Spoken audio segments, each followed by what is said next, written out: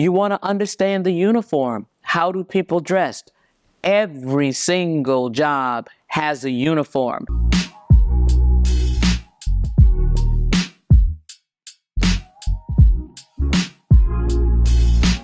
Let's talk about how you work new spaces.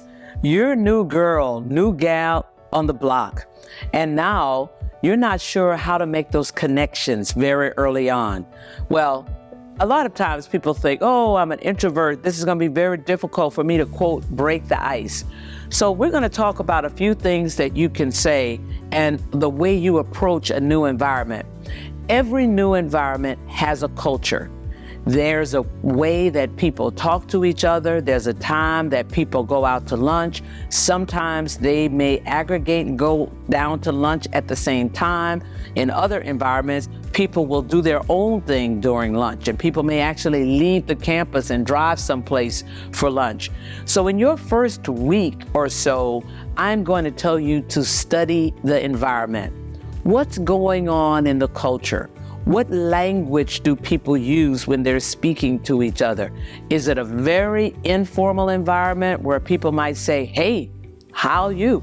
Or is it a very formal environment where it's hello, good morning, good afternoon? So understanding the language that you hear in your environment is very important. Now watch the movement.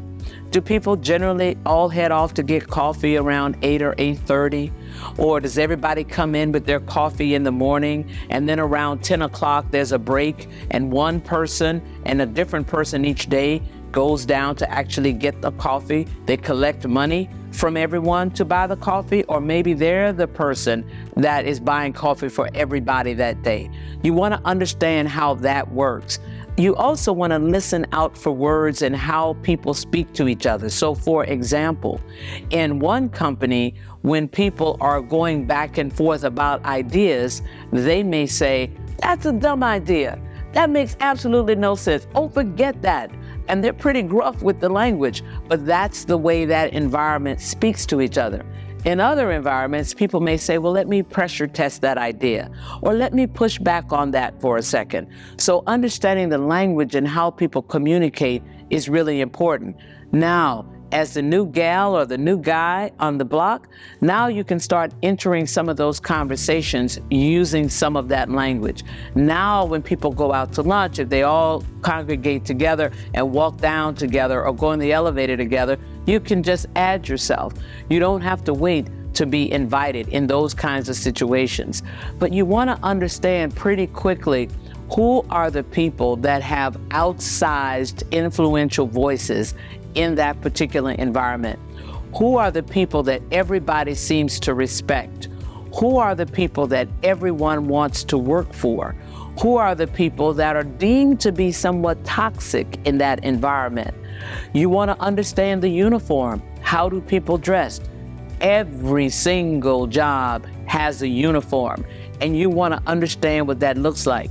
You do not want to be the one that's coming in a highly tailored suit if everyone has on a button-down collared polo shirt and a pair of khakis.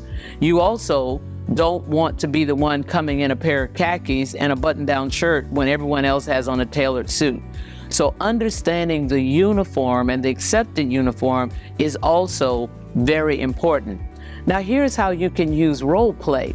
If you have a hard time initiating a conversation, you can practice in the mirror. Now some people may think that's a little silly, but let me tell you why it's a very good practice. Often we find ourselves reticent to speak because we haven't really heard our voices out in the open among other people in a conference room environment or even in a conversation. And you think you know what you're going to say until it's actually time to say it. And it comes out in the wrong way. You use the wrong word. And I've even seen people make up words that I know don't exist because they're actually getting nervous right in the moment as they're trying to talk to someone.